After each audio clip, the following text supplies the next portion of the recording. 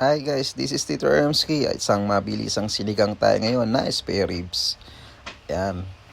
Nilagay na natin ang sibuyas, bawang at luya. Igisa lang natin at syempre ilagay natin ang tomato. Yan.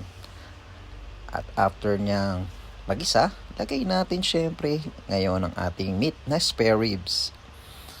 Yan. Syempre kailangan linisin muna natin before nating ilagay. At after na yan, hintayin natin kumulo. At isang kutsa dito sa ating pinang sahog. Okay? At tapos isang mabilisang 5 cups na tubig para sa ating sabaw. At lagyan natin ng asin na pampalasa. At syempre, ang ating sinigang flavor mix original Knorr. Boom!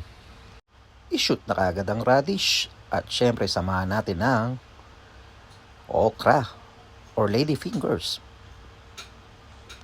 At para pa sumarap, lagyan natin ng pork cubes. Ayan. Malasang malasa na to. At i-shoot na rin natin ang ating eggplant. Dahil mahilig tayo sa gulay, hintayin natin lang kumulo. At maya-maya, makikita natin ang finished product. At syempre, lagyan natin ng sili. Wala tayong green eh. Pula na lang. At huling-huli, isama na natin ang pechay. So, ito na finished product. Boom! Thank you Lord. Kain tayo. Bye!